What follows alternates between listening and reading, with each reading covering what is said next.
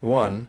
Even in moments that seem random or painful, an unseen hand is gently stitching purpose into the fabric of our days. There are no coincidences.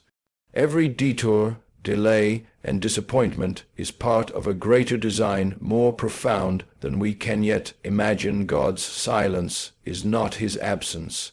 In the quiet and the dark, the roots of his work run deepest.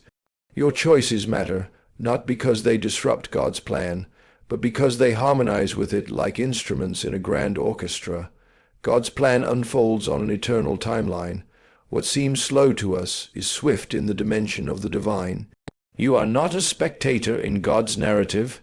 You are a character written with infinite intention.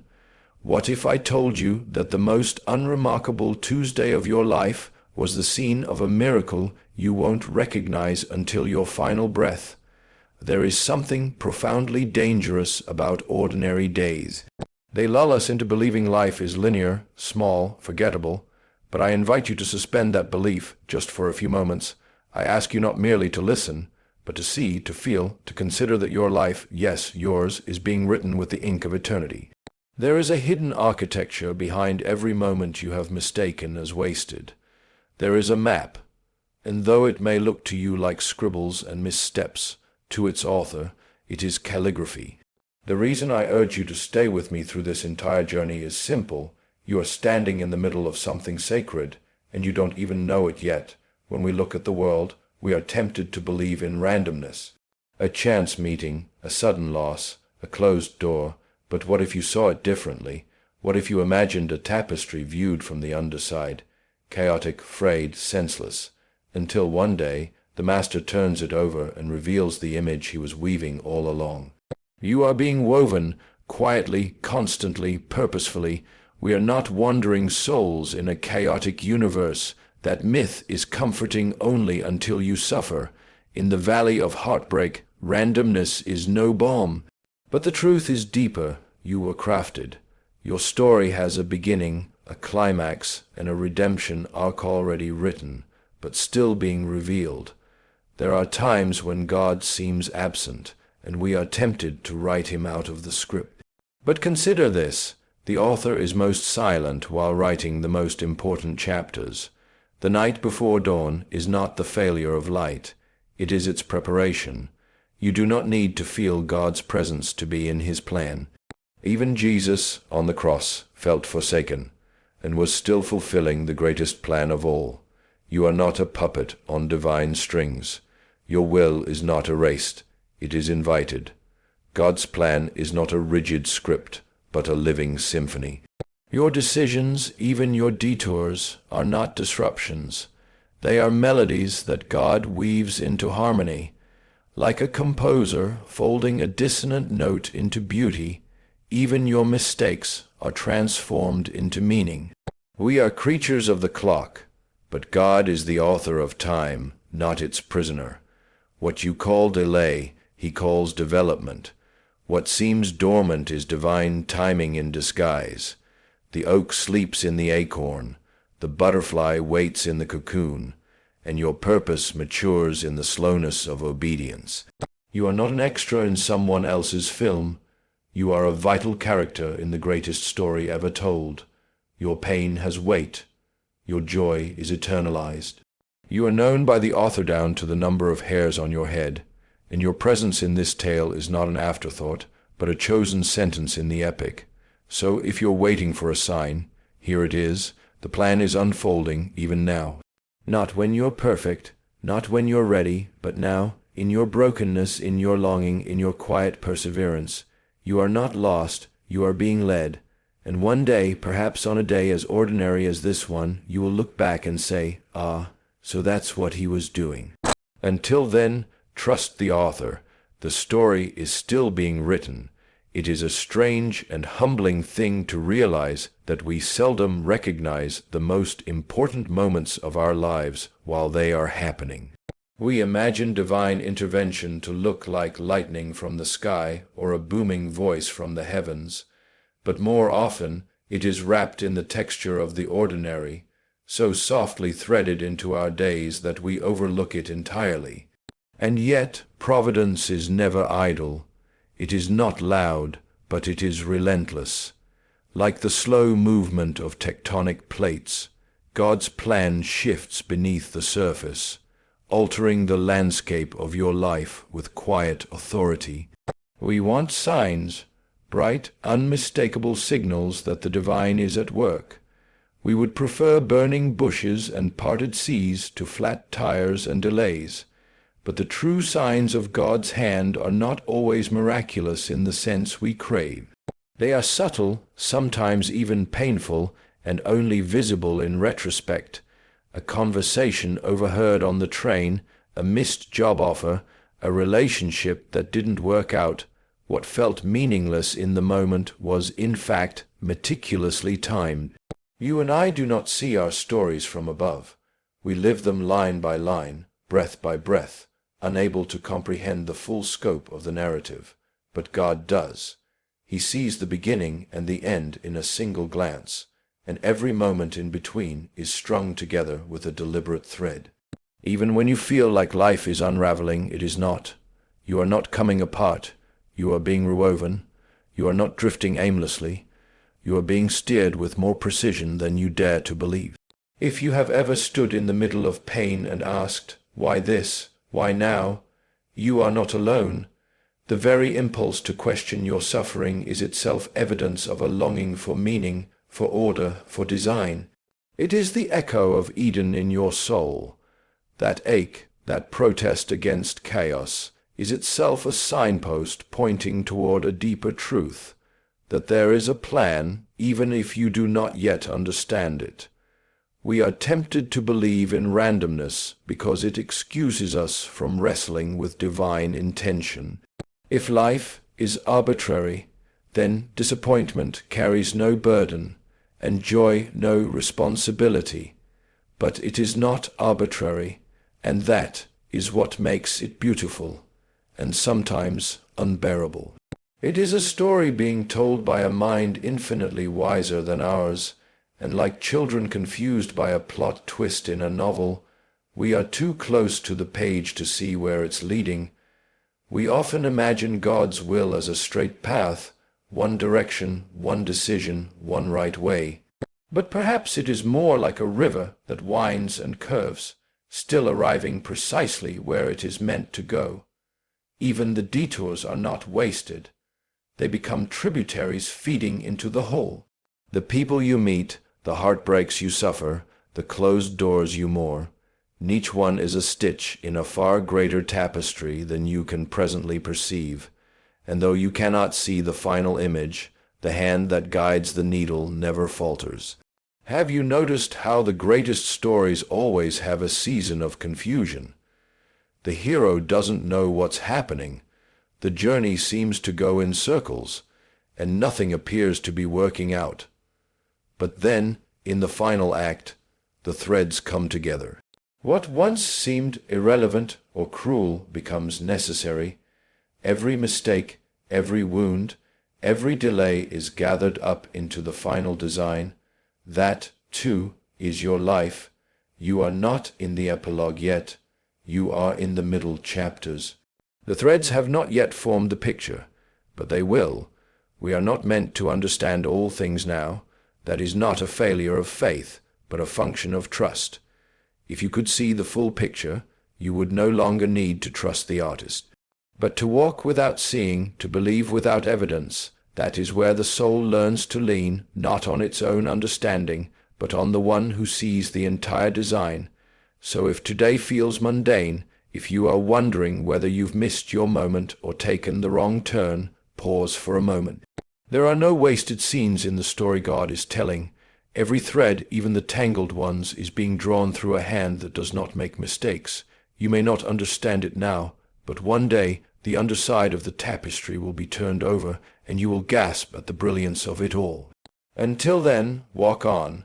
The thread is still being pulled, and the pattern is not yet finished. But it is beautiful, and it is yours. There is a dangerous comfort in believing that life is accidental. If all is chance, if we are nothing more than dust thrown into a swirling wind, then we are excused from looking for meaning. We can explain away tragedy as random misfortune and dismiss beauty as chemical coincidence. But in our hearts we know better. Deep within us is a quiet suspicion that our lives are not random at all, that we are not merely the result of physics and biology dancing in the dark.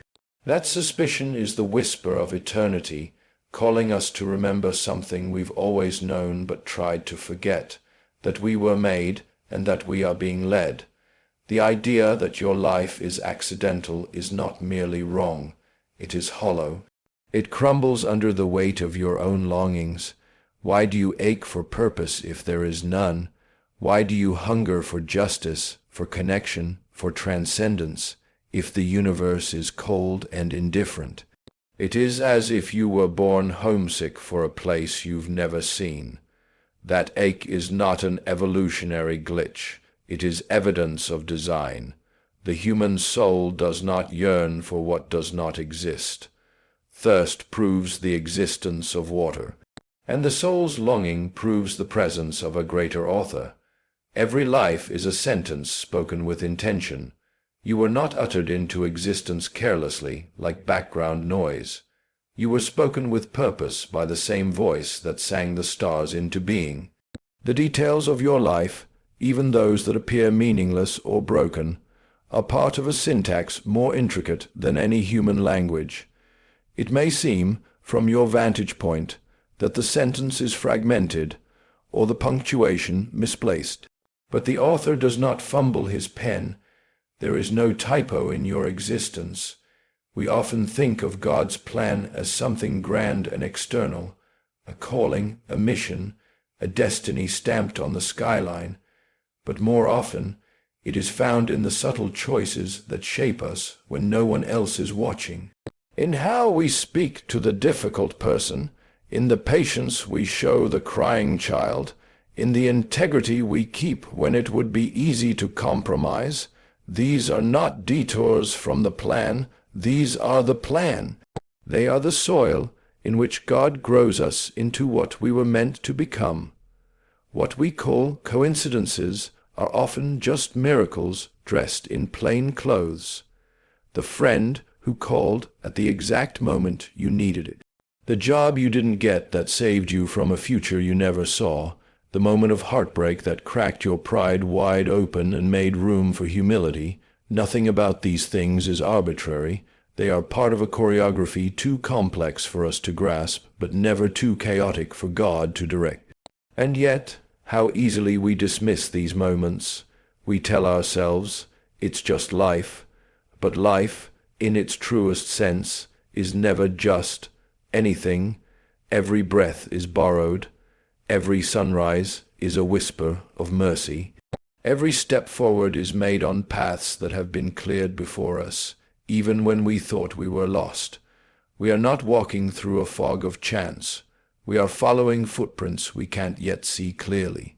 The myth of the accidental life is seductive because it allows us to live without reverence. But reverence is precisely what redeems the ordinary. It is what turns a mundane day into a holy appointment. To believe your life is guided is not arrogance, it is surrender. It is the quiet conviction that your joys and your sorrows are not wasted. It is the faith to believe that your story, though still unfinished, is going somewhere meaningful. You are not a character in a chaotic improv scene.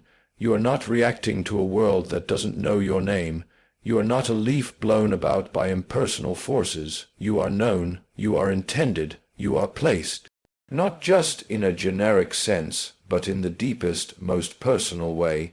Your life is a deliberate act of creation, and every chapter, no matter how strange or difficult, fits within a plot that will make sense in the end. So resist the lie that tells you your life is accidental. It robs you of the awe that your very existence demands. Instead, live with the profound awareness that you are part of a story older and greater than yourself. And know this, the author is not improvising. He is composing a masterpiece, one line at a time, and you are a vital part of the narrative he is telling, even now, especially now. There is no deeper struggle of the soul than the experience of suffering met with silence. We cry out into the void, desperate for an answer, for comfort, for some divine assurance that we are not abandoned, and what we receive is stillness, no thunder, no angelic reply, just the echo of our own questions. In that void, many lose faith, not because they stopped believing in God, but because they believed he stopped listening. The silence seems at first like absence, and the pain seems at first like punishment. But there is more happening in those moments than we can comprehend. We have been conditioned to think that divine love must always feel like comfort, that God's nearness must always be accompanied by light, warmth, or certainty. But what if love, in its purest and most mysterious form, sometimes looks like silence? What if God's nearness, in the moments we feel at least, is not diminished but deepened? There are things that can only be grown in the dark. Seeds do not sprout in sunlight alone. They are first buried, hidden beneath the soil, pressed into silence and waiting. There is no life in the seed that is never broken. In the same way, suffering is not the evidence that God has turned his face away. It is often the tool he uses to shape the deepest parts of our soul. The silence is not a sign that he has withdrawn. It is the quiet of the operating room, the hush before transformation. We often imagine God as a distant ruler or a detached observer, watching our pain from afar, but that is a distortion. He is not watching your suffering, he is entering into it. He is not standing apart from your grief, he is sitting beside you in it. He does not ask you to feel what he has never known. He has felt the agony of unanswered cries. He has known betrayal, abandonment, loneliness. He has suffered the silence of heaven.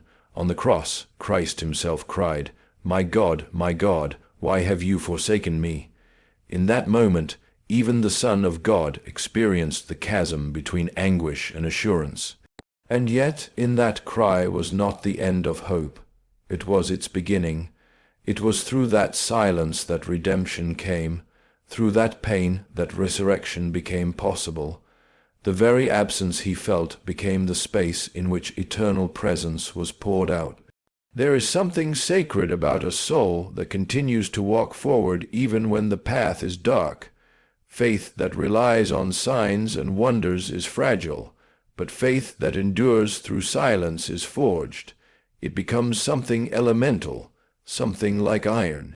When you keep praying in the quiet, when you keep loving in the loss, when you keep hoping with nothing to support your hope, there you are most like Christ, not because you feel him, but because you follow him into the garden, into the trial, into the silence. It is a terrible and beautiful truth that God does not always rescue us from suffering, but he always redeems it. Nothing in your pain is wasted. Not one tear is unnoticed. Not one groan is unheard, but we must learn to look beyond the surface. The world teaches us to equate blessing with ease and success with comfort, but God is doing a deeper work. He is shaping your soul for eternity, not just this moment. He is not only interested in your relief, he is after your renewal.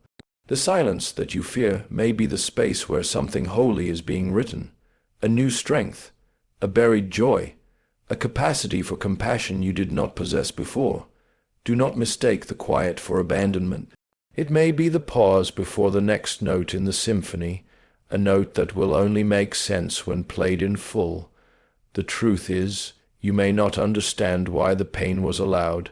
You may never see the full pattern this side of eternity.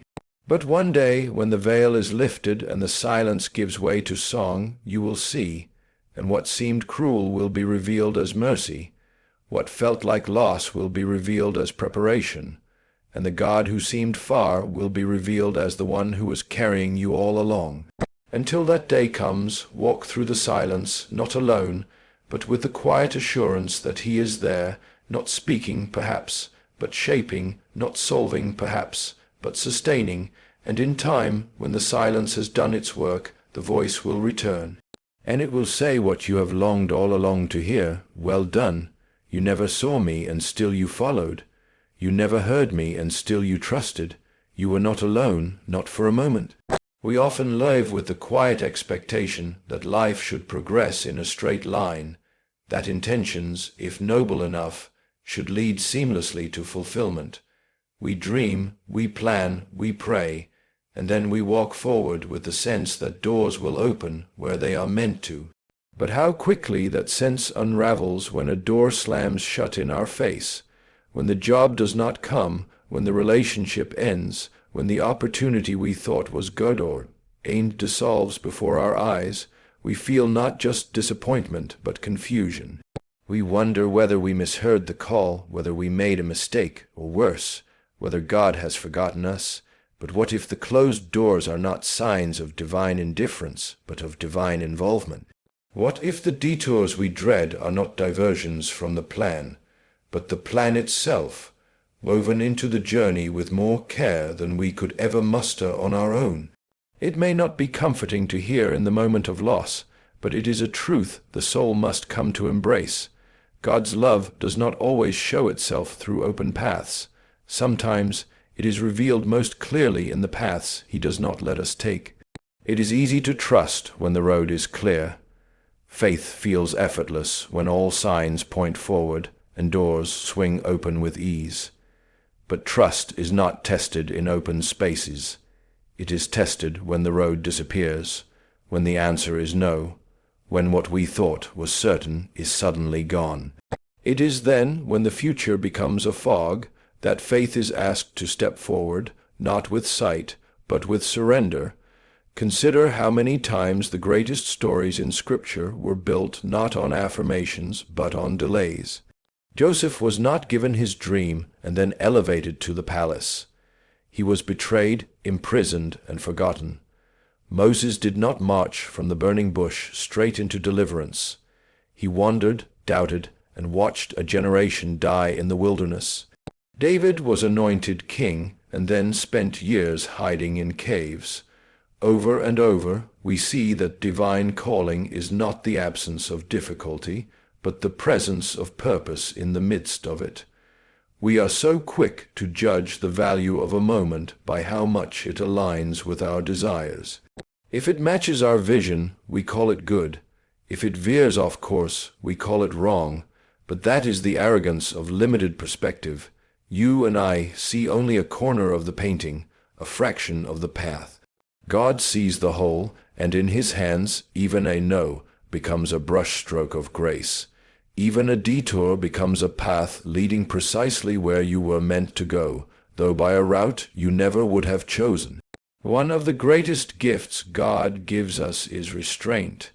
He withholds not because he is cruel, but because he is kind. There are doors that would have opened into destruction, and we call it disappointment. There are relationships that would have hardened our hearts, and we call it heartbreak. There are dreams that would have led us far from our true calling, and we call it failure. But God calls it mercy. We were protected, even when we believed we were being punished. This does not mean we are passive participants in our lives, nor does it suggest that every missed opportunity is divinely mandated. But it does mean that nothing is beyond redemption. That which we lose is not always loss. Sometimes it is release, sometimes it is reorientation, and sometimes it is simply preparation for a better path we would not have considered unless the old one was closed. We grow not just by walking the expected road, but by learning how to walk when the road crumbles beneath us. We become not just who we hoped to be, but who we were created to be, through the long, winding, baffling roads of waiting, longing, and realignment. The detour may seem like a pause in your story. It is not. It is a vital chapter. It is the chapter where your character is refined, where your faith is forged, and where your future is protected from what your present cannot yet see. So if you find yourself staring at a closed door, resist the urge to see it as an ending. It may be the beginning of something greater, something quieter, something more aligned with who you truly are. Do not rush to force it open. Do not rage against the silence. Stand still, listen, trust that the author of your story is not improvising. He is crafting every moment with precision. And even when you cannot see the way, even when you mourn the door that did not open, remember, detours in the hands of God are never wasted. They are how He leads us home. There is a particular kind of fear that does not come from sudden danger, but from the slow, creeping uncertainty of not knowing what comes next. It is not the fear of a thunderclap, but of the heavy mist that lingers on the road ahead, obscuring your direction, veiling your purpose. This is the fog of faith, the place where clarity seems to vanish, where the horizon disappears, and where even your next step feels unsure. And it is here, in this fog, that the most honest form of faith is born. We often imagine faith as certainty, as clarity of vision and confident steps. But faith is not born in understanding. It is born in absence. When the stars hide, when the path is lost, when God feels distant and directionless, that is when real faith begins to speak.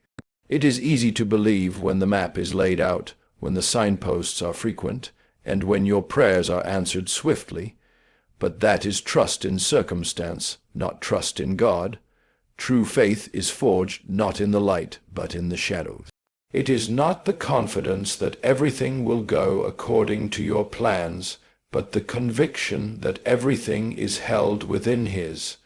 There is something refining in the obscurity. When vision fails, we are forced to listen. When direction disappears, we learn to walk not by sight, but by surrender. The fog strips away the illusion of control. It takes from us the comfort of our maps, our timelines, our expectations. And though this feels cruel at first, it is a mercy in disguise. For it is only when we are emptied of certainty that we can be filled with trust. In this quiet space, you are no longer performing for the applause of others. You are not comparing your path to someone else's. You are not checking your progress against the metrics of success. You are simply walking, one faithful step at a time, into the mystery, and though it feels slow, even stagnant, something profound is taking root in you. Patience, humility, dependence, a deepening of the soul that cannot grow in the rush of clarity. Faith in the fog does not mean pretending that the fog isn't there. It means acknowledging the ache, admitting the confusion, and still choosing to move forward, not because you see the way, but because you trust the one who does. It is the willingness to believe that God is good even when He is silent, that He is present even when you feel alone, and that He is guiding you even when you cannot feel His hand. Many people wait to move until the fog lifts. But some of the most sacred journeys begin in uncertainty. Abraham set out without knowing where he was going. Mary accepted her calling without understanding what it would cost. The early disciples followed a man they barely knew with a faith they barely understood. None of them had the full picture, but they trusted the voice that called them forward. That same voice calls to you now, not with all the answers, but with just enough light to take the next step. And that is how God so often works. He rarely shows us the whole path. He gives us just enough grace for the day, just enough strength for the moment. Like manna in the wilderness, His guidance does not come all at once. It comes daily, quietly, faithfully. The fog may not lift quickly. It may linger longer than you wish, but it cannot stop the sunrise. The light will return, and when it does, you will find that you are not where you were. You have been moving all along, not just across the terrain of circumstance, but within the soul. The fog will not last forever, but while it is here, let it do its work. Let it quiet your heart. Let it strip away the need to know and strengthen your ability to trust. Let it teach you that God is not only found in the bright places of life, but also in the dim, uncertain corners where our eyes fail us, but His presence never does. You are not lost. You are being led by one who does not need clear skies to guide you. His light is not bound by your vision, and his timing is not subject to your clocks. Take the step, then the next. You may not know where it leads, but he does, and that is enough. Faith does not eliminate the fog. It walks through it with a quiet courage that says, "Even here, even now, I believe." We often imagine that when God moves, it must be with grandeur, with parted seas, angelic visitations, or voices thundering from the sky. We are trained by myth and miracle to look for the extraordinary, and so we wait for fireworks overlooking the candlelight. We wait for the mountain to shake and miss the gentle breeze. But the truth is, God rarely announces himself with spectacle. More often, he comes disguised in the cloth of the ordinary.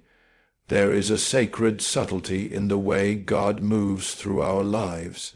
He hides himself in plain sight, in the laugh of a friend, in the quiet of a morning, in the resilience to keep going on an ordinary Wednesday when nothing feels meaningful. These moments are not filler. They are not the gaps between the spiritual events. They are the very ground where grace grows. But to see them requires eyes that are not dulled by distraction. It requires a soul that has been taught to see holiness not just in churches and chapels, but in kitchen sinks and grocery aisles. The Incarnation itself is proof of this divine humility. God did not enter the world through a royal proclamation or celestial drama. He came through a womb, through blood and breath and the cry of an infant. He spent 30 years not performing miracles, but learning carpentry. We read so much into the 3 years of his ministry that we forget the sacred weight of the 3 decades of hiddenness. There, in the ordinary rhythm of dust and wood and silence, God was fully present. He was not waiting to become divine once the miracles began. He was already Emmanuel, in the workshop, in the laughter with siblings, in the daily grind of human life. And if he was there, he is here. In your life, not just in your mountaintop moments, but in your most unremarkable hours. The breakfast you cooked, the kind word you spoke to someone who didn't deserve it, the decision to keep showing up when you feel unseen. These are not small things. They are echoes of eternity, woven into your day like threads of gold that only the attentive will notice. But this attentiveness must be learned.